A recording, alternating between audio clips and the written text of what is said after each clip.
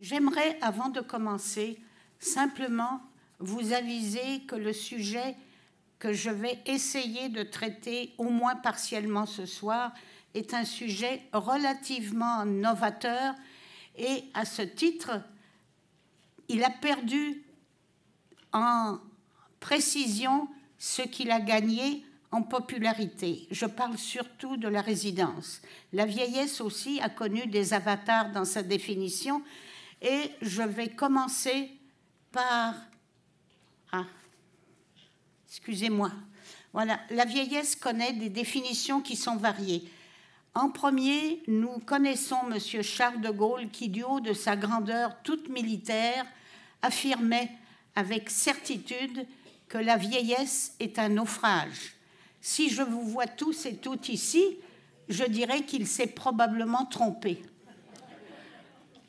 La deuxième personne que j'aimerais citer, qui a beaucoup écrit dans un énorme volume qui s'appelle La vieillesse, de plus de 800 pages, c'est Simone de Beauvoir, grande écrivaine française dans les années 70, du temps de l'existentialisme, où elle disait, par exemple, que dans son livre, et je cite, « La tristesse des gens âgés se confond avec l'amer et humiliant sentiment de leur inutilité, c'est pas toujours vrai, au sein d'un monde qui n'a pour eux qu'indifférence. » Un autre auteur français qui s'appelle M.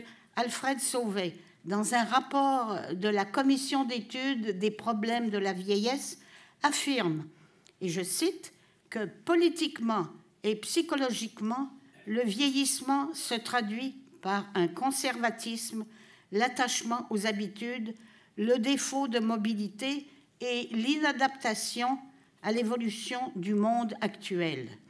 Lui aussi, je pense qu'il s'est trompé, la preuve. Enfin, le ministre des Finances du Japon, en 2013, c'est pas très loin, affirmait que, et je vais citer également, si je retrouve mon petit papier, il citait que le problème ne sera résolu, je ne retrouve pas la citation, mais je vais vous la donner de mémoire. Il disait que le problème ne sera résolu, il parlait évidemment d'un problème financier du système de santé, ne sera résolu que lorsqu'on permettra aux vieux malades de mourir plus vite. C'est le comble du cynisme, vous vous en doutez. Et c'est d'une certaine manière prophétique, car notre fameuse loi 52 s'adresse au même problème, mais dans un contexte d'encadrement qui est beaucoup plus humaniste et beaucoup plus respectueux de la volonté de la personne âgée en fin de vie qui est très souffrante. Je n'insisterai pas plus loin.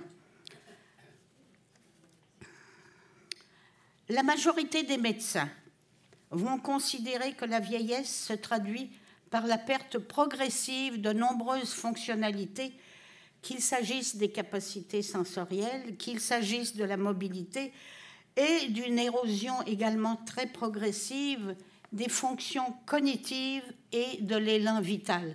Je pense qu'eux, ils ne se trompent pas. On peut cependant considérer que cet appauvrissement fonctionnel se déroulera à une vitesse différentielle selon les individus. En d'autres termes, tout le monde ne vieillit pas au même rythme. La preuve aussi, certains d'entre vous n'ont pas l'air très vieux. Et moi-même, qui suis vieille, j'espère que je n'ai pas l'air trop vieille non plus.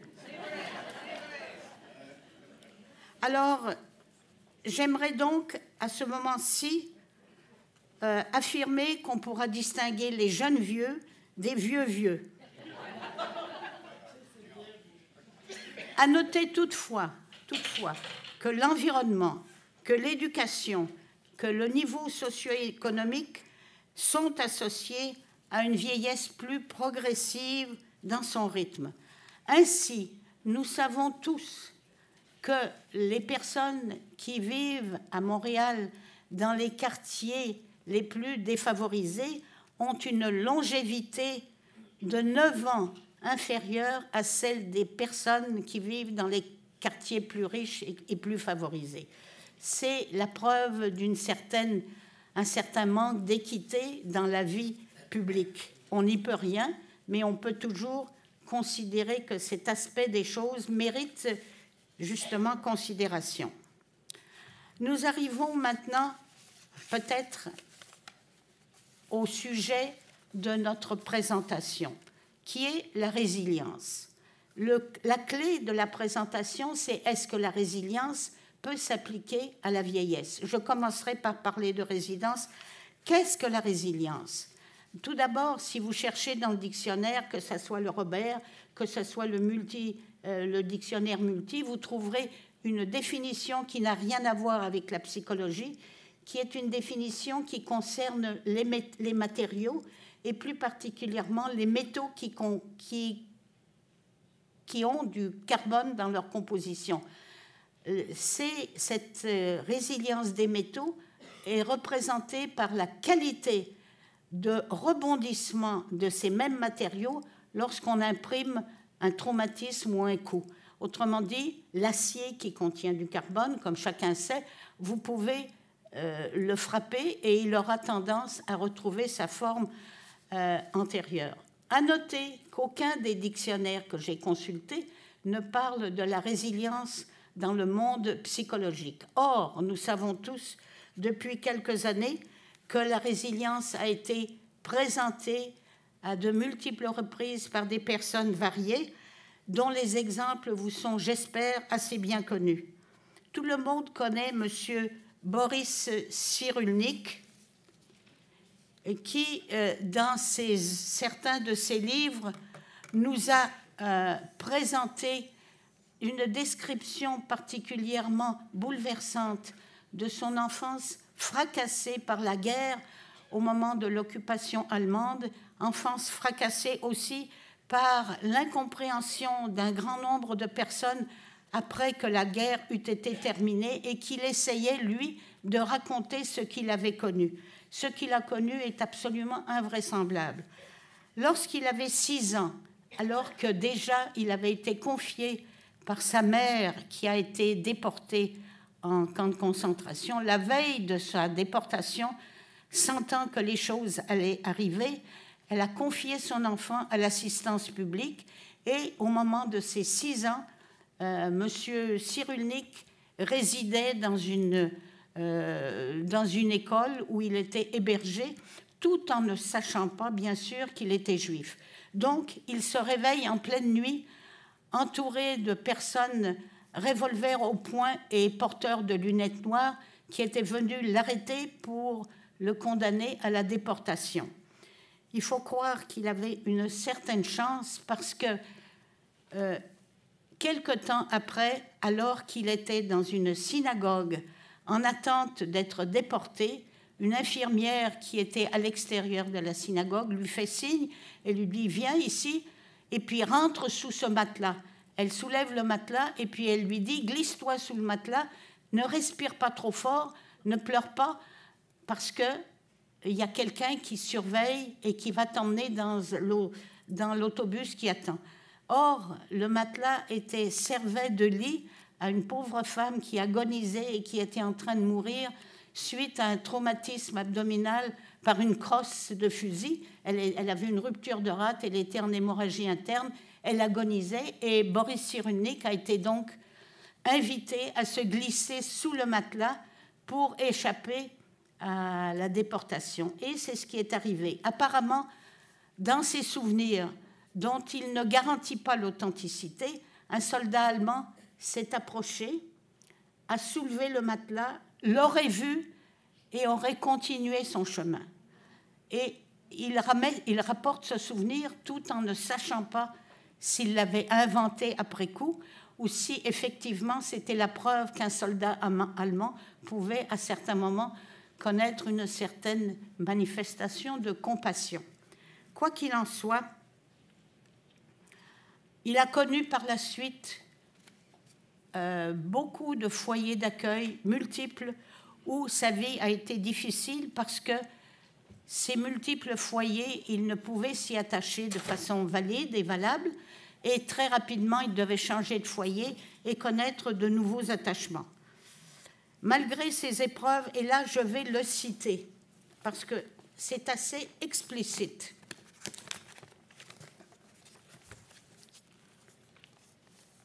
J'avais été dépersonnalisée par la guerre. C'est lui qui parle. On m'avait pris mes parents. On m'avait arrêté, enfermé, condamné à mort. On m'avait même caché pour me protéger. On m'avait encapuchonné pour me faire fuir, enfermé dans des pièces sombres, dans des marmites, c'est vrai, et chez des gens que je ne connaissais pas, que ça soit pour me détruire ou pour me protéger.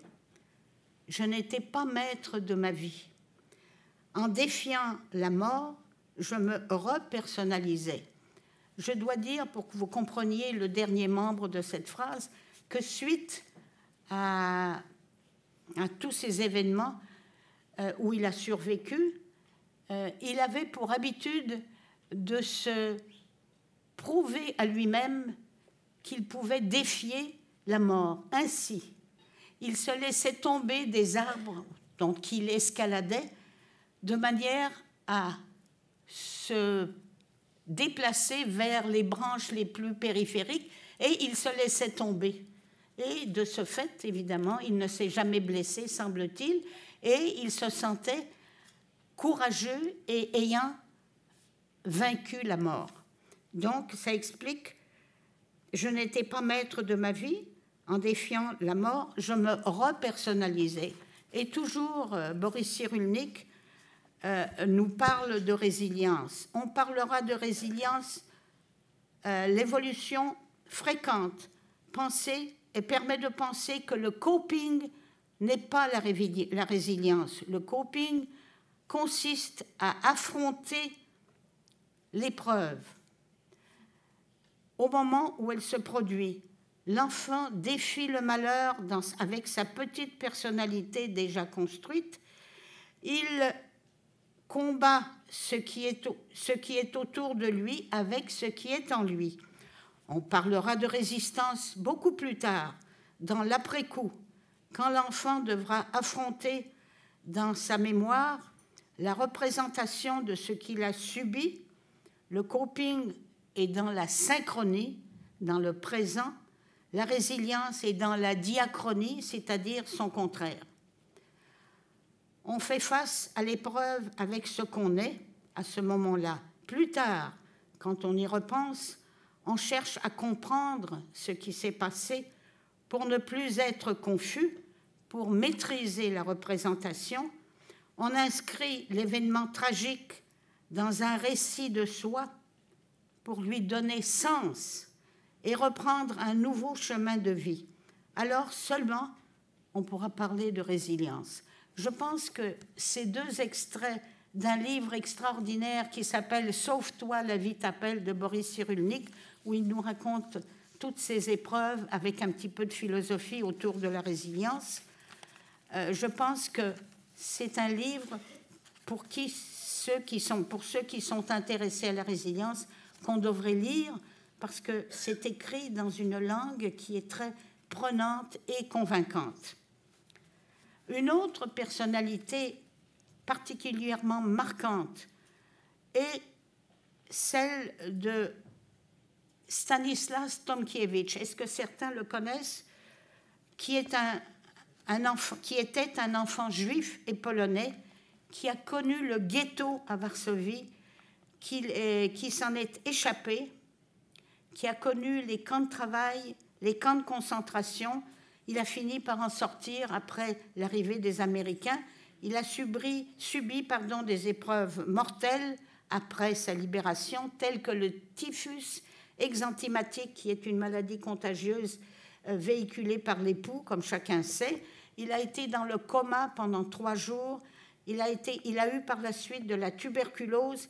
Et en fin de compte, il a connu le Havre de la France, où il a fait des études de médecine et de psychiatrie. À propos de psychiatrie, j'aimerais vous rappeler que Boris Cyrulnik, à l'âge de 11 ans, a retrouvé dans le grenier de sa tante une de ses anciennes compositions françaises, une rédaction où, à 11 ans, il disait désirer devenir psychiatre pour sauver ou soigner les âmes des adultes. Il pensait que Hitler était syphilitique et qu'on pouvait apprendre à guérir la syphilis, donc on pouvait guérir Hitler de ses grandomanies. Bon, peu importe. Donc, M. Tomkiewicz a connu à peu près les mêmes épreuves que Boris Cyrulnik, a connu aussi une après-guerre très difficile où il a fait ses études de médecine en France. Il a été considéré comme juif et parfois comme métèque, et il a gardé de toutes ces expériences traumatisantes un caractère extraordinairement solide et, passez-moi l'expression, une gueule extraordinaire aussi. Il avait son franc-parler, et il a gardé son franc-parler très longtemps. Je l'ai connu au moment où il s'est occupé d'adolescents traumatisés et délinquants. Je l'ai connu à Paris où il s'occupait aussi d'enfance maltraitée. Et croyez-moi, c'était un monsieur extraordinairement attachant et particulièrement coloré. Bon, ceci termine les deux exemples dont je voulais vous parler, racontant les expériences de Boris Cyrulnik et Stanislas Tomkiewicz. Un troisième exemple sur lequel je ne m'appesantirai pas, qui est celui de Germaine Tillion. Germaine Tillion est une personne, une Française, qui a été dans le camp de Dachau et qui a écrit une opérette qui s'est intitulée l'opérette de Dachau. Essayez d'imaginer une femme qui est dans un camp de concentration où on meurt tous les jours et qui écrit une opérette pour soutenir le moral de ceux qui l'entouraient. Et elle a réussi. Je n'ai pas eu le temps de chercher le contenu de cette opérette, mais j'imagine que ça doit être drôle et peut-être pénible à entendre. J'aimerais aussi donner d'autres exemples. C'est celui des personnes analphabètes qui, à l'âge adulte, se résignent ou décident pour leur propre bien et pour l'aventure de la vie à apprendre à lire et à écrire. Je pense que c'est une forme de résilience extraordinaire que de se lancer dans l'aventure de l'apprentissage de la lecture et de l'écriture alors qu'on est adulte qui n'a pas connu cela dans son enfance. On pourrait aussi signaler que lorsque les personnes vieillissent, et nous sommes tous logés à la même enseigne, elles rencontrent de nouvelles technologies qui peuvent leur sembler des montagnes extraordinaires à rencontrer et à combattre. Je parle de l'ordinateur, de l'iPad et de compagnie.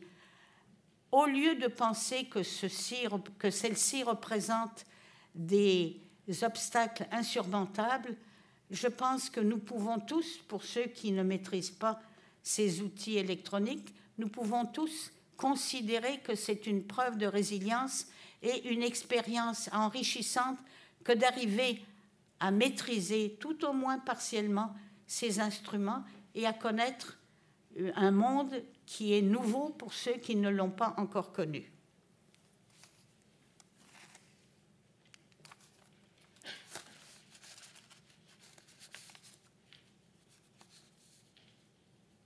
Tiens, il y a quelque chose qui ne va pas dans l'ordre de mes diapositives. Alors, je voulais tout simplement vous donner la définition de ce qu'on pourrait appeler la résilience. C'est un concept qui est complexe, qui est multidimensionnel. Je bafouille, vous m'excuserez, je n'ai pas bu, hein, croyez-moi. C'est une perception particulière de l'adversité qui sera considérée par la personne résiliente et qui sera vécue non pas comme une montagne insurmontable, mais qui sera vécue comme une possibilité de croissance et d'apprentissage individuel. Je pense que c'est la clé de la résilience. Alors les exemples, je vous les ai transmis, c'est ceux de monsieur. Il y en a beaucoup d'autres que j'aurais pu trouver dans la littérature et ailleurs, mais vous les connaissez certainement. Il y a des adultes qui ont connu de l'adversité de tous ordres, que ce soit des deuils, que ce soit des maladies, dont ils ont pu non seulement sortir sans être détruits, mais encore pouvoir considérer que toutes ces épreuves leur ont permis de connaître un monde différent et leur ont permis de grandir. Quels sont maintenant ce qu'on pourrait appeler les prérequis de la résilience? Tout d'abord, comme l'a dit Cyrulnik, ce n'est pas au moment de l'épreuve que l'on devient résilient, c'est après coup. Quand on se retourne sur ce passé douloureux, quel qu'il soit, et qu'on se pose la question, quel est le sens que l'on peut donner à l'épreuve qui nous a attaqués? Et cette recherche de sens représente un des premiers prérequis de la résilience. Nous avons tous connu des épreuves variées, que ce soit la maladie, que ce soit la pauvreté, que ce soit des déceptions professionnelles, que ce soit des méchancetés de gens qui nous entourent ou d'autres caractéristiques de la vie. Nous avons tous connu des épreuves. Et nous avons, si nous avons été résilients, nous nous sommes demandé à un moment de réflexion quel est le sens de cette épreuve. Et la personne qu'on appellera résiliente va être en mesure, en recherchant un sens différent que le sens apparent d'une épreuve, va rechercher et trouver dans un processus de remaniement de cette adversité un sens différent qui lui permet de considérer l'épreuve elle-même comme un marchepied, comme quelque chose qui lui permet d'aller plus loin dans la vie et qui est une forme de réussite dans la vie qui probablement permet à la personne d'augmenter sa confiance en soi et de se sentir valorisée d'une certaine manière par l'épreuve. Je voudrais aussi considérer que parmi les prérequis, et ils ont été mentionnés par les deux personnes que j'ai nommées tout à l'heure, que ce soit Boris Cyrulnik ou Tomkiewicz, les prérequis en profondeur de la résilience, c'est ce que nous avons connu dans les premiers jours ou les premières semaines ou les 2 premières années de vie, c'est-à-dire un attachement sécure. C'est Bowlby qui probablement est le premier à parler de résilience ou de l'effet en profondeur et très bénéfique de ce que connaît le très jeune enfant dans les premiers temps de sa vie, c'est-à-dire la réponse à ses besoins, non pas physiques, le biberon, le changement de couche, mais à ses besoins affectifs. L'enfant très jeune qui aura connu une sécurité et auquel on aura répondu en temps et lieu à ses peurs, à sa fatigue, connaîtra un attachement qu'on appelle confiant, qu'on appelle sécure, qui lui permet plus tard de devenir un adulte beaucoup plus compétent, beaucoup plus sociable, beaucoup plus susceptible de progresser et de faire face aux adversités de la vie. Cette capacité de résilience semble donc pour certains être tributaire d'une qualité de vie initiale dans les premières années de vie. Et ceci permet aux personnes qui ont eu la chance, parce que ça ne se commande pas, on ne revient pas là-dessus, on l'a ou on l'a eu, on ne l'a pas eu, de connaître une nouvelle opportunité d'un apprentissage qui permet à la personne d'aller plus loin dans la vie.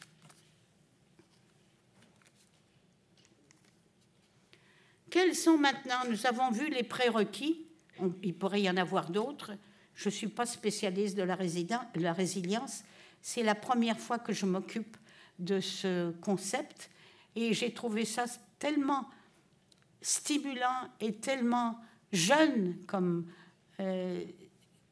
qualité humaine que je pense que ça mérite un approfondissement.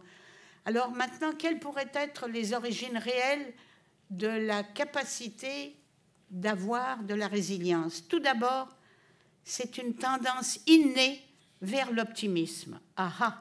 mais tout le monde n'est pas optimiste. Est-ce que l'optimisme, on va faire une petite parenthèse, j'espère pas trop longue, est-ce que l'optimisme est une qualité innée? Freud disait que oui, ça ne veut pas dire qu'il avait raison. On sait aujourd'hui que l'optimisme a peut-être des racines génétiques, mais beaucoup moins réelles et nombreuses qu'on pensait antérieurement. Il semble que l'optimisme soit relié à un gène particulier qui est le 5-HTT et ça dépend de la longueur de ce gène. Et il semble relié à la capacité de sécrétion d'une hormone cérébrale qui se situe dans le mésencéphale et qui permet, disons, de réguler les émotions. Ceci étant dit, on pense que la plasticité cérébrale qui est donnée à tous, là, il n'y a pas de privilégiés. La plasticité cérébrale existe chez nous tous et c'est elle qui permet, dans une situation particulière, que ce soit un traumatisme, que ce soit un accident, cette plasticité cérébrale permet à la portion du cerveau résiduelle qui n'est pas touchée de subvenir à de nouvelles ou de répondre à de nouvelles sollicitations et en définitive à représenter la base de nouveaux apprentissages. C'est la raison pour laquelle on serine à toutes les personnes âgées de se livrer à toutes sortes d'exercices cérébraux avec la perspective d'améliorer le fonctionnement cérébral ou de protéger le fonctionnement cérébral contre le déclin de la vieillesse. Notez bien que ces éléments biologiques qu'on pourrait qualifier d'innés ne sont pas les seuls. On dit que les personnes qui ont l'optimisme chevillé à leur corps ou à leur esprit sont des personnes qui vont vivre plus longtemps. Il semble que statistiquement ce soit vrai. Donc, un avantage de longévité quand on est optimiste. Est-ce que l'optimisme est une qualité innée? Nous avons vu que ce n'est pas tout à fait vrai. Est-ce qu'elle pourrait être acquise? La réponse est également vraie. Il y a des recherches qui démontrent que l'optimisme est contagieux, que de vivre avec des gens optimistes vous permet d'acquérir cette qualité. Donc, choisissez vos fréquentations et essayez de les trouver parmi les gens optimistes. De vivre au contact de personnes optimistes a des chances de vous rendre optimiste. L'optimisme est contagieux. Tout ceci étant dit, donc, comme prérequis, nous avons la nécessité, comme origine, nous avons un élément biologique sur lequel nous avons peu de pouvoir. Par contre, choisir ses amis et ses connaissances et le milieu dans lequel on évolue fait partie de notre liberté et de nos choix. Et je pense qu'à ce titre, nous pouvons essayer d'augmenter la contagion optimiste par le choix de notre milieu de fréquentation. Je dois dire qu'à l'origine de la résilience, il y a aussi ce que j'appellerais des renoncements réalistes. Ça veut dire que quand on a, on va dire, 80 et quelques années, on ne fréquente pas des milieux où la chose importante, c'est de faire le marathon de Montréal. Et j'ai déjà parlé de l'attachement sécure en bas âge. C'est une donnée que je pense particulièrement importante et qui est soulignée par Bowlby, évidemment, c'est son boulot, et soulignée par Cyrulnik et Tomkiewicz, qui tous les deux disent dans leurs écrits, j'ai oublié de mentionner que l'écrit de M. Tomkiewicz s'appelle « L'adolescence volée » et qu'à ce titre, c'est un ouvrage probablement aussi important et aussi pittoresque que le livre de M. Cyrulnik qui s'appelle « Sauve-toi, la vie d'appel ». Tomkiewicz a intitulé son livre « L'adolescence volée » et il dit qu'il a choisi ce titre parce qu'on lui a volé sa propre adolescence. Quelles sont maintenant les caractéristiques d'une personne qu'on appellera résiliente? Elle a, évidemment, pour être résiliente, réalisé une perception modifiée de l'adversité qu'elle aura connue. Elle aura tendance à avoir un engagement social, donc elle sera tournée vers autrui au lieu de se regarder le nombril et de se plaindre de tous les maux que nous connaissons tous quand on vieillit. C'est une personne dynamique, c'est une personne qui aura le sens de l'humour, qui sera patiente et qui sera optimiste. Avec comme résultat de ces caractéristiques d'une personne résiliente, un bouclier contre l'anxiété, une défense contre la dépression et la réaction excessive au stress. Et ceci va culminer dans une protection physique et mentale contre l'adversité et qui plus est, sans l'achat d'antidépresseurs ou d'anxiolytiques. Alors, soyons optimistes et soyons résilients. Nous avons des chances d'échapper à l'anxiété et à la dépression qui, croyez-moi, n'est peut-être pas quelque chose de très, très intéressant.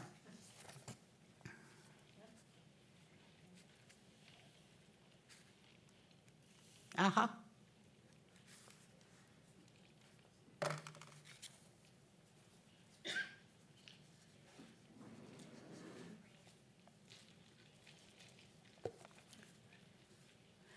Est-ce qu'on peut maintenant considérer qu'il y a des interventions qui vont favoriser la résilience, des interventions à l'échelon individuel, c'est-à-dire nous tous, et à l'échelon communautaire? On va laisser le soin de penser les interventions à l'échelon communautaire aux spécialistes de la santé communautaire et de la politique. Parmi les interventions qui favorisent la résilience à l'échelon individuel, qui représentent au fond des conseils que nous entendons tous les jours, ça ne veut pas dire qu'on les suit, c'est prendre soin de sa santé, prendre soin de soi. Nous connaissons tous les préceptes les plus élémentaires d'une alimentation saine, c'est-à-dire une économie de consommation de viande rouge et une pression vers la consommation plus accrue de légumes et de fruits. Parmi les règles alimentaires que nous pouvons privilégier pour nous sentir mieux, il y a probablement des compléments tels que les multivitamines. Je mettrai une note de, comment dirais-je, une note de négative. Un excès de vitamines n'est pas nécessairement mieux. On sait que certaines des vitamines que l'on vend comportent, par exemple, de la vitamine D qui, prise en excès, pourrait être toxique pour le système rénal. On parle aussi, pour favoriser la résilience et la santé générale, c'est de faire de l'exercice. Tout le monde dit, et vous le savez, et je le sais, ça ne veut pas dire qu'on le fait, c'est de favoriser des exercices quotidiens. De quoi s'agit-il? S'agit-il de vélo stationnaire? Pas nécessairement. S'agit-il de marche à pied? La réponse est oui. S'agit-il de faire des haltères? Peut-être, mais à condition de ne pas prendre 100 kilos d'haltères. Hein. On sait aussi que certaines interventions, telles que les pratiques spirituelles ou religieuses, ont un effet bénéfique et sur la santé et sur la longévité. Et enfin, favoriser les pensées positives qui font partie de l'arsenal thérapeutique de l'optimiste, c'est favoriser les pensées positives. Et de ce fait, le seul fait de favoriser les pensées positives représente un élément qui protège la santé. D'ailleurs, Voltaire le savait bien, puisqu'il disait « Je suis heureux parce que je sais que ça me fait du bien et me maintient en santé. » Et 2 siècles plus tôt, le philosophe que l'on connaît bien disait que les pensées positives ont un effet bénéfique sur la santé. Donc, soyons tous accros, c'est le mot que j'aimerais que vous reteniez, accros à la pensée positive, Et j'arrive à une conclusion qui est la suivante. La résilience n'est pas une recette contre la vieillesse. Elle permet de goûter différemment ce qu'on appelle la vieillesse. La fontaine de jouvence n'existe pas malgré toutes sortes de publicités concernant les crèmes, les exercices particuliers, la méditation, quoique celle-là, je pense qu'on pourrait la garder en tête. La résilience est à la portée de tous. Il suffira, entre autres, de le vouloir. Merci. Avez-vous des questions ?